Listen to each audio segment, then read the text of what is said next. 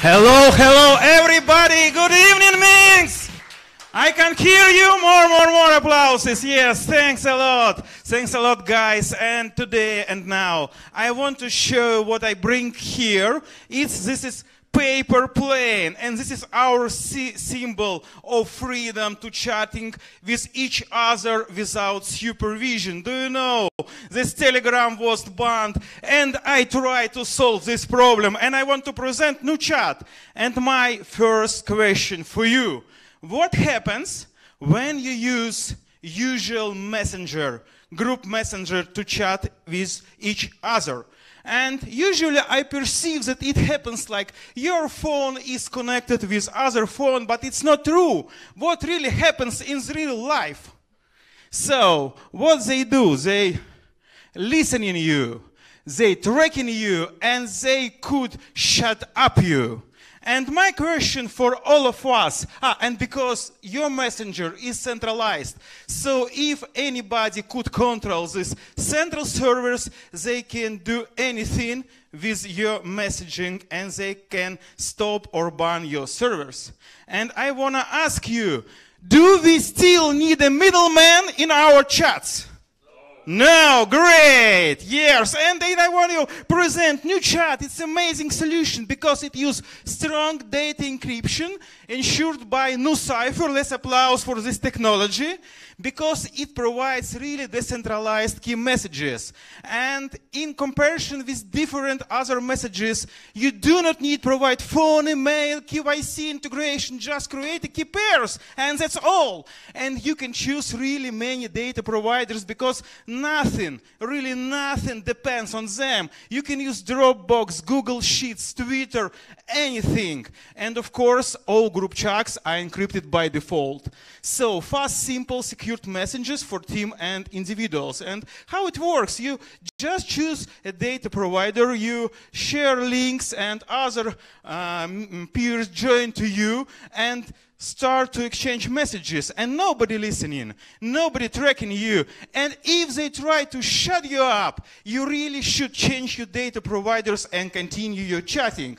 So nobody listening you, nobody tracking, and nobody could shut you up. And so fast, secure, private download today till 9084 comes, and this is some for architecture. So basically it concerns basically, it has two parts. One is Nuchat client, which is runs in container on your local client. It has a front end based on React, JavaScript, and back end I use Django. And you can use different providers because it runs on your computer. And what you need is really NuCypher, which is decentralized for this moment. And you can choose from different data exchanges. So in architecture, it's like, for example, when you use centralized messenger, you use one server, and here you establish a different connection type and use this to exchange messages. Thank you very much. And our messaging should be freedom of supervising of others people. Thank you. Thank you, Michael. That was very something that wakes you up, really. So questions, please.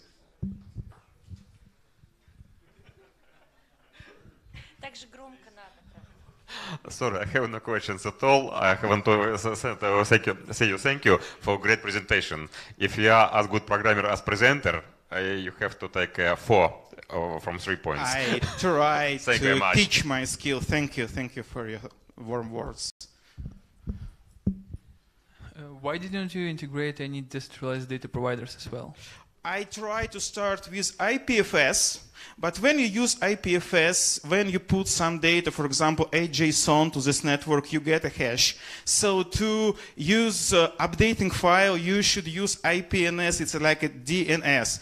And it works really slow. I use test for this solution, and it's like 1 message per 1 minute. And usually business needs faster and faster and faster. And nothing, really nothing depends on data providers. It's a key solution because you can ever use email or something what you really want, because all messages and all informations are encrypted by NuCypher, and you have really permanent keys, and these keys help you to decrypt this info. So there is no special need to use secure channel for this solution. Yeah, I'm okay with this. So from business point of view, it's a good solution.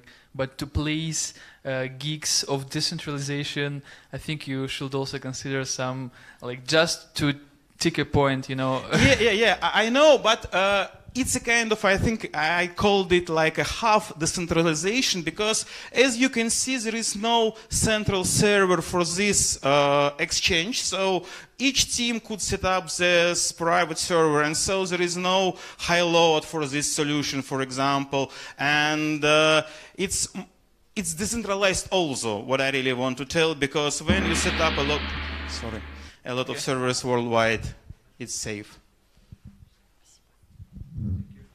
Thank you very much. Thank you. And good luck for other... Oh. Excuse me, one more question. Okay. Is it your application matched to Android?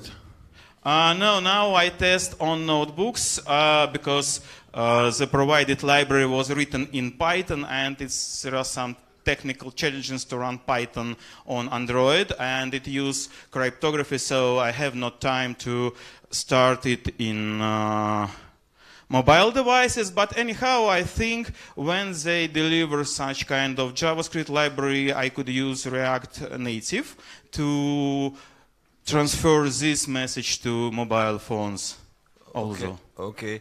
And from what resources I can install your magic application?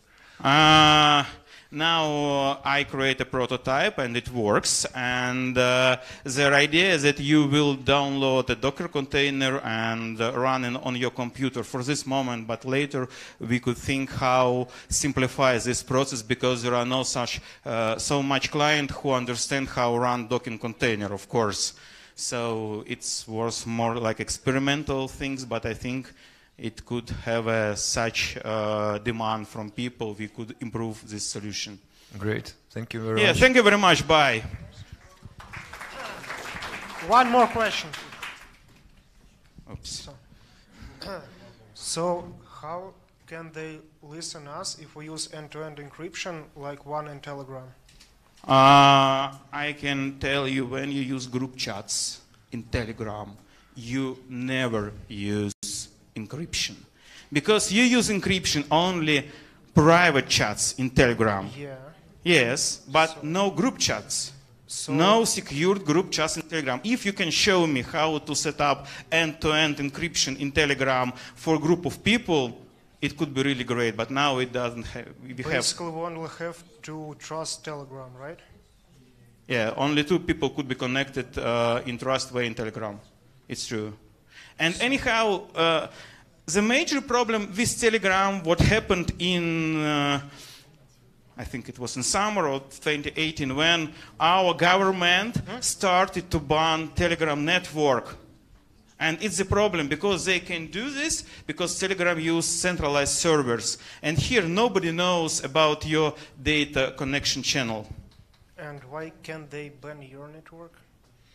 Because there are a lot of million networks. How they could understand which network you really use for chatting?